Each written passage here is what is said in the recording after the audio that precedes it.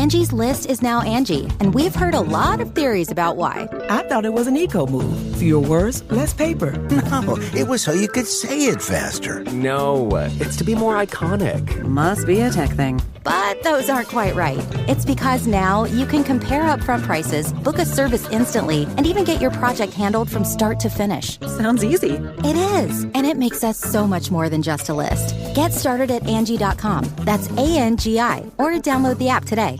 Angie has made it easier than ever to connect with skilled professionals to get all your jobs projects done well. If you own a home, you know how much work it can take, whether it's everyday maintenance and repairs or making dream projects a reality. It can be hard just to know where to start, but now all you need to do is Angie that and find a skilled local pro who will deliver the quality and expertise you need. Angie has over 20 years of home service experience, and they've combined it with new tools to simplify the whole process. Bring them your project online or with the Angie app, answer a few questions, and Angie can handle the rest from start to finish, or help you compare quotes from multiple pros and connect instantly, which means you can take care of just about any home project in just a few taps. Because when it comes to getting the most out of your home, you can do this when you Angie that. Download the free Angie mobile app today or visit Angie.com. That's ANGI.com. A Hollywood Haunt. I'm Jason Horton. I'm Rebecca Lieb. And this is Ghost Town.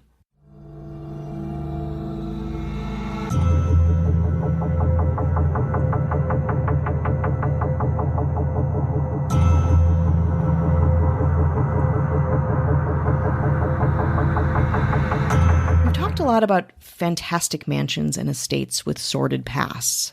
The Lemp Mansion, our 3-part series on the Chateau Marmont, the haunted Franklin Castle, all of these places come to mind.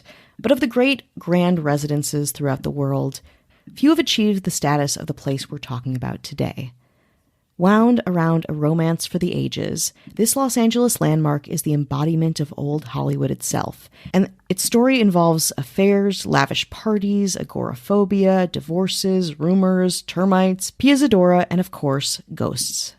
Welcome to Pickfair, the most famous and infamous home of the silent film era.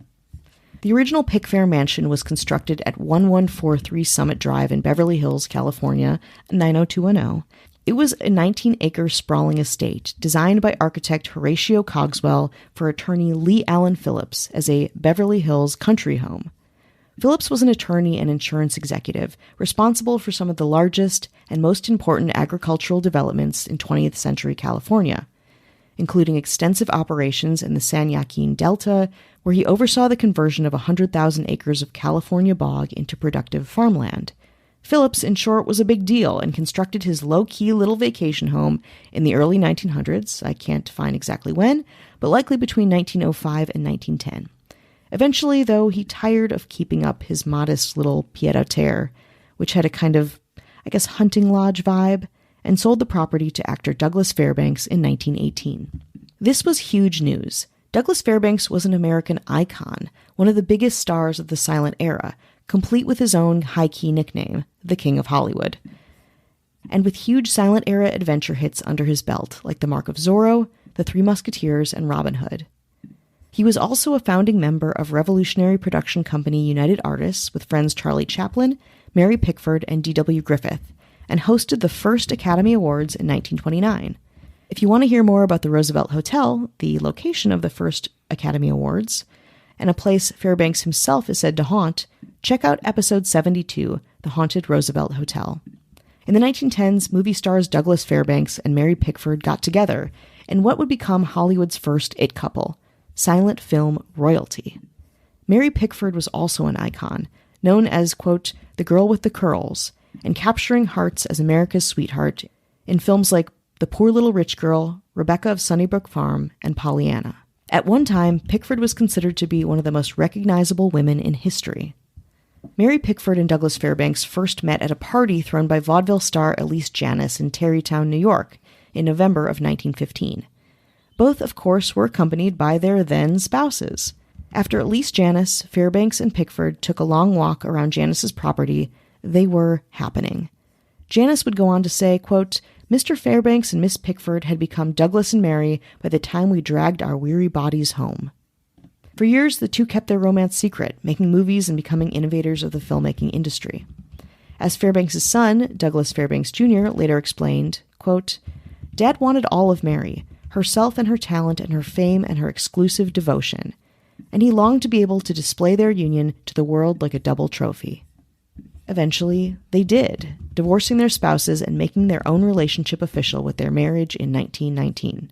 Fairbanks wanted to kick their above-board relationship off right, so he decided to build a palatial home for his new, beautiful bride. He snagged Lee Phillips's place, 1143 Summit Drive in Beverly Hills, with plans to build it up even more than it already was. As this news broke, their new home became known as Pickfair, of course, a combination of their two names. And with help, the two renovated the original home into an opulent, Tudor-style playground, with 4 stories, 25 bedrooms, guest wings, tennis courts, stables, and a vast collection of art, artifacts, furniture, and rare antiquities. The property also had an in-ground swimming pool, the first private home in Los Angeles to have such a luxury, now ubiquitous in LA, and Pickford and Fairbanks were famously photographed canoeing inside of it, smiling proudly at the camera. But the pool was nothing compared to what was inside Pickfair. The house featured a collection of early 18th century English and French period furniture, paintings, and antiques, including a massive collection of Chinese art collected on their many visits to Asia. True to their love of California, the mansion also featured an Old West-style saloon, complete with an ornate burnished mahogany bar obtained from a saloon in Auburn, California, and 12 original paintings by Frederick Remington displayed within. But what are priceless artifacts without rich and famous people to enjoy them? Pickfair collected people just as much as it did things, and became a focal point for Hollywood's social activities. It truly was the place to be in 1920s for a party unlike any other. An invitation to Pickfair was a sign of social acceptance, of status. Think the Beyoncé Oscars party, but not in a garage. Famous guests included Charlie Chaplin, who lived next door, the Duke and Duchess of Windsor, Greta Garbo, Albert Einstein, Helen Keller, H.G. Wells, Lord Louis Mountbatten, Amelia Earhart, F. Scott Fitzgerald, Joan Crawford, Noel Coward, President Franklin D. Roosevelt and Eleanor Roosevelt, Thomas Edison, Gloria Swanson, Charles Lindbergh, and Arthur Conan Doyle. In 1928, Will Rogers said, quote, "My most important duty as mayor of Beverly Hills is directing people to Mary Pickford's house." As you might imagine, Pickfair became one of the most celebrated homes in the world, a place Life magazine described as, quote, "a gathering place only slightly less important than the White House, and much more fun." When Pickford and Fairbanks placed their hands and footprints in wet cement at the steps of Grauman's Chinese Theater on April 30th, 1927, their personae, lives, and homes became all part of their undeniable Hollywood mystique. But Fairbanks and Pickford's transition into the sound era was not a success, and along with the extremely public nature of their relationship, they began to erode. In 1929, their first talkie together, an adaptation of Shakespeare's The Taming of the Shrew, was not well received. Their subsequent films didn't do much for their waning audience either, causing Fairbanks to retire from acting completely after 1934. Depressed from his fall from Hollywood's good graces, he began an affair with Lady Sylvia Ashley, an English socialite and model. Pickford wasn't exactly an angel herself, and had her own affairs with wealthy industrialists and an actor and musician named Buddy Rogers, whom Pickford met on the set of a film, his first, called My Best Girl, in 1927. Fairbanks and Pickford divorced in January 1936, but Pickford continued to reside in the mansion. Less than a year later, Pickford moved in her third husband, her co-star for My Best Girl, Buddy Rogers. Rogers' first and Pickford's third marriage, much was made of Pickford's refusal to say obey during their wedding vows. Instead, according to a report from the time, quote, "In a low voice she said she would love, honor, and cherish until death do us part." But the two lived happily in Pickfair together, a couple of Hollywood Republicans in their palatial estate. But they slowly seceded from the public eye, partly due to Pickford's strained relationship with her 2 children, whom she adopted at the age of 51 in 1943 and 1944. Their names were Roxanne and Ronald, and though Pickford craved motherhood as she got older, the connection between parent and children became more severed, with Pickford constantly criticizing her children's physical appearances and mental health struggles. Struggling with alcoholism and depression herself, Pickford withdrew and gradually became a recluse, remaining almost entirely at Pickfair and allowing only visits from actor Lillian Gish, her stepson Douglas Fairbanks Jr., and a few select others. On December 12, 1939, Douglas Fairbanks suffered a heart attack and died at the age of 56. His last words were reportedly, quote, "I've never felt better." But life went on for Mary Pickford, albeit reclusively. In the mid-1960s, Pickford often received visitors by telephone, speaking to them from her bedroom while they were downstairs in the visiting area. Her husband, Buddy Rogers, would still give tours of Pickfair, and sometimes the sporadic and moneyed philanthropic event would be held there as well, including an annual Christmas party for blind war veterans. In 1979, Mary Pickford passed away of complications from a cerebral hemorrhage she had suffered the week before. Her marriage to Rogers had stood the test of time, but both distant Rogers and problematic Pickford had been estranged from her children for years. When remembering his adopted mother, Mary Pickford, her son Ronald was gracious. Quote, "Things didn't work out that much, but I'll never forget her. I think she was a good woman." Rogers then put Pickfair up on the market, claiming that Pickford's ghost urged him to sell the property. The mansion stayed empty for a couple of years after Rogers put it up on the market. Exit Pickfair's Hollywood heyday years and enter its haunted era. More after the break. The Angie's List you know and trust is now Angie, and we're so much more than just a list. We still connect you with top local pros and show you ratings and reviews, but now we also let you compare upfront prices on hundreds of projects and book a service instantly. We can even handle the rest of your project from start to finish. So remember, Angie's List is now Angie, and we're here to get your job done right. Get started at Angie.com. That's ANGI, or download the app today. Angie has made it easier than ever to connect with skilled professionals to get all your jobs projects done well. If you own a home, you know how much work it can take, whether it's everyday maintenance and repairs or making dream projects a reality. It can be hard just to know where to start, but now all you need to do is Angie that and find a skilled local pro who will deliver the quality and expertise you need. Angie has over 20 years of home service experience, and they've combined it with new tools to simplify the whole process. Bring them your project online or with the Angie app, answer a few questions, and Angie can handle the rest from start to finish, or help you compare quotes from multiple pros and connect instantly, which means you can take care of just about any home project in just a few taps. Because when it comes to getting the most out of your home, you can do this when you Angie that. Download the free Angie mobile app today or visit Angie.com. That's ANGI.com. Hi, hello, how are you doing? Hello. What's shaking? What is shaking out there? Oh. Out there. Yeah. Nothing? No, okay. You'll take it. We'll take it. Fair. We want to say hello to anyone who's listening, supporting us, spreading the good word of Ghost Town. We thank you so much. Thank you. Deep down inside. Mm-hmm. We got to say a hello to our government. Of course we do. The mayors. In the house. Well, Hollywood royalty themselves. That's true. Yeah.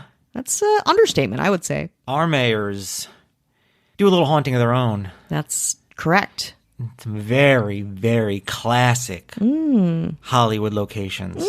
The now closed down McDonald's on Sunset and Western. Nice. Now it's gone. Iconic. Though. Iconic. But still haunted. Still haunted. Ooh, those haunted The value deep fryers meals. are haunted. The coded bathrooms. What's the code? Yeah, Nobody knows. What's the code? Don't try 1, 2, 3, 4. It's not going to work. Don't you do it. Trust me, I've tried. What do you mean the shake machine's not working? Ooh. From Ashley Madsen. Hello. This mayor haunts the now finally open Target right across from that McDonald's. That it took so long for them to build that Target. You kept driving by there and just like, wow, that Target. It was like years, and they stopped building on it. So it was like this vacant Target. Then it was just like, no, we're open immediately. Truly. How spooky. And they were just like, these haunts were like, hey, we kind of liked it when it was just kind of half built, like dangerous, dusty shells, just and a lot poles. of rusted poles and stuff. Like they really liked that. They really, they're like, we don't need this shampoo. Yeah, why is now all these people in here? Yeah, let's catch Roselle. Hello. This mayor is haunting the once bustling Johnny Rockets on Melrose. Ooh. They were like, we know that the 1950s diner craze is long past. We're holding on. Now it's like another place. Yeah. No, the parking is still absolutely atrocious, though. Yes. Don't worry. Don't worry about it. They're just kind of like, hey, you want fries with that, mister? Hey. Hey. I'm snapping my bubble gum. A shake. You want a shake with this shake? That's Kelly Meehan. Hello. This mayor is haunting the Cinerama Dome movie theater that people are like, is this place going to open? I want to see a movie in the Dome again. I want to get in the Dome. Mm-hmm. You're like, but what's happening? Is it just a Forever 21 in the making? Or are they going to open up this movie theater? Mm-hmm. Are movies back? What are movies? What are movies? What are they? A long strung together TikTok. They're like a podcast, but with... You can look at them, and they're good. Wow. Yeah, imagine that. You don't have to if you're the ghost, Casey Weber. Hello. This ghost is a fancy. Haunting I don't know if it's still open, Fred Siegel on Melrose, all the way down. Is Fred Siegel still? So. Is it still open? I don't know. I feel like doesn't you go down there and you wonder what happened to Fred Siegel? Yeah.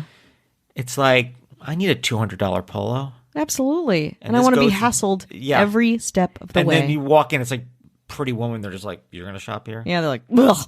Yeah. You're like, oh. Well, I'll tell you, who makes sure that happens is this mayor, a ghost, Matthew Clemens LeRae. Hello.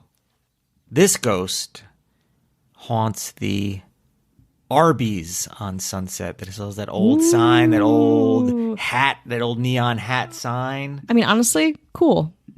It is pretty cool. Mm-hmm. And they'll never let it go. Ever. Why would they? And they're like, what is this food made of, Arby's? What are you? What's a horsey sauce? Well, yeah, but I'll tell you what. This mayor, as a ghost, is high quality. Just haunting you for that horsey sauce. Emma Hopkins. Hello. This mayor haunts one of the only ones I've seen, the Army-Navy surplus store on the corner of Santa Monica and Vine. That's right. That's right by my brother's apartment. I've never been inside there, never need to. Don't know who needs to, but it's still there. Still rocking. There. And it's large. It's large. And it's dark. Army and Navy and both. It's and like more. The windows are plastered with uniforms. Yes, and it's very yellow. Like, you cannot miss it. And they're probably like, we're never going to let this go. Never. And neither is this ghost, our mayor, the ghost, Marissa Rothermel. Hello. And then our governor. Just ha ha ha ha. Watching these little businesses going ha ha ha ha. Yeah. Controlling it all. Haunting every single Westfield Mall property. Everything's a Westfield. Oh my God. This is a Westfield. That's a Westfield. Everything is the Westfield.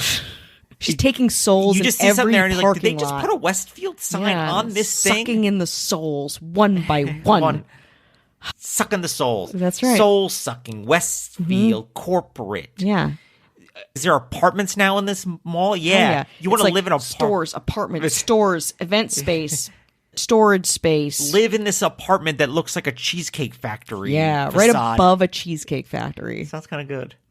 Well, time to pay the piper. Our governor, Avian Noble. If you want no ads, no chit-chat, bonus episodes, just the good stuff, head on over to patreon.com/ghosttownpod. Now, our mayor, our friend of the pod, someone I met in person, Kelly Meehan, she was not mentioned on 2 episodes ago, but the missing chef. And it was recorded. It's just in my editing, that whole section was taken out, and I could not find it. Trust me, I went back. Yeah, Jason, me. Jason was tortured by this. I was crestfallen. It's true. I was like, because thankfully she let us know on the Patreon, and I was like, oh, hey, Jason, like, didn't care. Like, yeah, just oh no, was, just legit, as she, but also as she should care. She Yeah. was like, hey, I want to be mentioned. That's part of the Yeah. fun, you know. But I was like, oh, we'll mention you. This is how I react to that. I'm like, oh yeah, well, let's like give you a little love the next one. And Jason goes back into the halls. He meticulously looks through all of the so episodes. I thought it was the last one, and it wasn't the last one. I was like, there it is. And it's just sometimes it's easy to miss, and then it wasn't that much. So then I go back. I'm pulling up transcripts. I'm going back to the old editing files. It's 2 a.m. and he's just poring over files.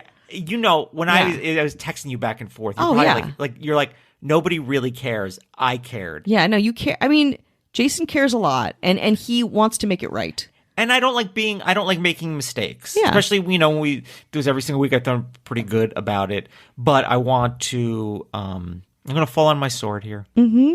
Even though Kelly Ming's like, I don't care. She's like, this is actually too much. Yeah, it's too much. Put off by it. Oh, yeah. Just as a message to everybody, it's like, if I make a mistake, will it be worth it to tell me about it?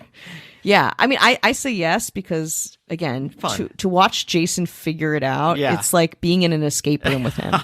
You don't understand. I got my computer's cooking trying to figure this problem out. But Kelly Ming, I'm sorry. And also, thank you for letting us know. Yeah. No, please call me out on errors. Yeah. I want them to be fixed. Yeah, we want to do right. I also want to mention, so we would never have guests on the podcast, and we're supposed to have a guest on, and I think we still will, but because of technology issues, recording more than 2 people has proven to not be easy, and it didn't sound good, and we need different equipment, and then we didn't get the equipment. But a comedian that I know, very funny guy, Uriah Weissman, is doing a show. It's probably sold out at the Lyric Hyperion on May 11th. It is called 3 Cults Walk Into a Bar. He is, or he was, the member of 3 different cults growing up. Incredible. I'm going to be at the show. Finding people willing to talk about cults is not easy. No. It's actually, in fact, very, very difficult. It's very sensitive, even calling things a cult, which he does. So I wanted to at least mention it. If you're in the LA area, you can get a ticket. It's at the Lyric Hyperion, May 11th. 3 Cults Walk Into a Bar. Uriah Jokes, URIAHJOKES, is his Instagram. When I say I'm going to do something, I don't take that lightly. So I at least wanted to mention the show. Hopefully have him on. I'll probably go see the show and have a million questions. It's very hard to get information like this, and I think people would be really interested in hearing story. And he's a funny guy, nice guy, and it'd be, coming from him, I'm just very, very curious to see how. Oh my God, yeah. I want to hear his story. Also, he's Canadian, so that's just another level. A whole other level. I believe the cults were both in the U.S. there. I don't know. He's talked about it a little bit, but I actually don't want to hear much about it. I want to save it for the show. Yeah, it's very fun. We've always wanted to have guests, obviously, because we're curious people, and a lot of the time you can get more insight with someone else. But it is difficult, especially like you said, cults are a sensitive topic. Yeah, and we respect that, and that's why we would never want to have anyone on here that didn't want to talk. Absolutely. It was disrespecting their life or whatever. But somebody willing to talk about it? Oh yeah, baby. Yeah, give it to me. You want to get back to more Hollywood? Yeah, let's get back to a different part of Hollywood. Here we are back in Beverly Hills. Empty for several years after Mary Pickford's death in 1979, the Pickfair estate was eventually sold to Los Angeles Lakers owner Jerry Buss for $5.4 million, about $21 million now. He respected and continued to care for the home, putting millions into updating and preserving Pickfair's unique Hollywood charm. But in 1988, Buss sold the house at $11.5 million, explaining, quote, "It's a much bigger house than I need." Who did he sell it to? None other than the 25-year-old actor-singer Pia Zadora and her 56-year-old husband, Meshulam Riklis. You might know the name Pia Zadora because she is often considered one of the worst actors of all time. Her first film role was as a young Martian girl in 1964's Santa Claus Conquers the Martians, widely regarded as one of the worst films ever made. But she did go on to buy Pickfair, announcing renovations to the famous estate, and then in 1990, revealing that her and her husband had in fact demolished Pickfair and had plans to construct a new, larger, quote, Venetian-style palazzo in its place. She said in an interview, quote, "I never wanted Pickfair. My husband, Meshulam Riklis, wanted to leave me this legacy, but my kids, Katie, a singer, and Christopher, a lawyer, swore to me that there were ghosts. And there were termites. I wouldn't tent it for extermination because I didn't want the chemicals. So someone said, tear it down. Look, it was my house. Suck it. But it never felt like home. Too much marble. Too many Picassos," she giggled. In 1990, the Los Angeles Times reported that all but the guest wing and part of the living room had been razed. In that same article, Douglas Fairbanks Jr., Fairbanks' son, said, when asked if he regretted the couple tearing it down, quote, "I regret it very much. I wonder if they were going to demolish it, why they bought it in the first place."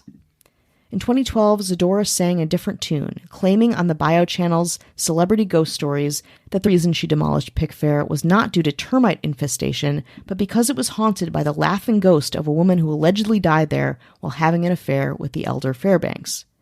Defending her actions yet again, Zadora explained, quote, "If I had a choice, I never would have torn down this old home. I loved this home. It had a history. It had a very important sense about it, and you can deal with termites, and you can deal with plumbing issues, but you can't deal with the supernatural." Zadora continued to say on the show that a female ghost dressed in 1920s attire and laughing maniacally appeared to her and in front of her children during the night, terrifying all of them. She also said that she would often hear the sound of a party happening down one of the house's empty hallways. As Zadora's ghost stories became public, so did others from way back in the 1920s. Old friends of the Pickfair house, those who used to come to those lavish parties, made their own peace with the ghosts of the house. Some said that they used to see a specter in the den. They also claimed Pickford and Fairbanks would see what they believed was the spirit of a female servant wandering through the house. After Pickford passed away, of course, Buddy Rogers said the ghost of a woman all in white came to him, believing it was his wife, and again, telling him to sell the Pickfair house and leave. Another friend who had been at the house was quoted in an article by cinema scholars saying, quote, "I just saw a strange, tall, dark woman in the hallway up there. She was looking at the alcove. Her eyes wandered about in a puzzled way as she looked from side to side, as if to say, something has changed here. At first I thought she was Teresa, their maid. Then I saw she was a stranger. I went to speak to her, and she vanished." And looking back on old interviews, film scholars also found Pickford herself addressing haunted claims. In the 1930s, Pickford said that she started having unexplained experiences in her lavish home, telling guests she heard sounds from the attic that would keep her up at night. Quote, "I am a sound sleeper, but I could not sleep under these noises which sounded like the tramping of heavy feet. I sat up in bed and addressed myself to the ghost. 'I wouldn't treat you this way,' I said. 'It isn't ladylike. I don't expect to be treated in this manner.' The noises ceased," she told a columnist at the time. Ever the skeptic, however, Fairbanks never thought the place was haunted back then, or ever. Quote, "I don't believe in ghosts. I don't believe Pickfair is haunted, though Mary is sure of it."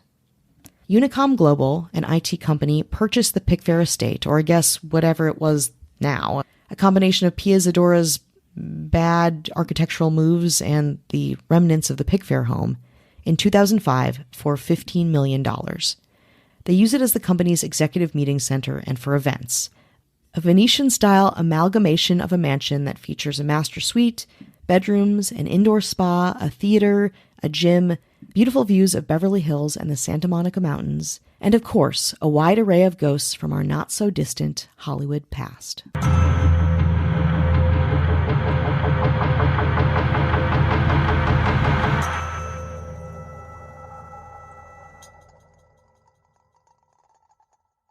Angie has made it easier than ever to connect with skilled professionals to get all your jobs projects done well. If you own a home, you know how much work it can take, whether it's everyday maintenance and repairs or making dream projects a reality. It can be hard just to know where to start, but now all you need to do is Angie that and find a skilled local pro who will deliver the quality and expertise you need. Angie has over 20 years of home service experience, and they've combined it with new tools to simplify the whole process.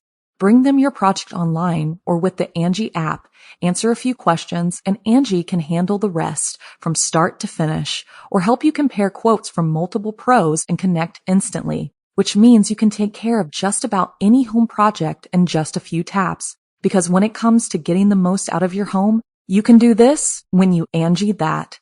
Download the free Angie mobile app today or visit Angie.com. That's ANGI.com. Angie's List is now Angie, and we've heard a lot of theories about why. I thought it was an eco move. Fewer words, less paper. No, it was so you could say it faster. No, it's to be more iconic. Must be a tech thing. But those aren't quite right. It's because now you can compare upfront prices, book a service instantly, and even get your project handled from start to finish. Sounds easy. It is, and it makes us so much more than just a list. Get started at Angie.com. That's ANGI, or download the app today.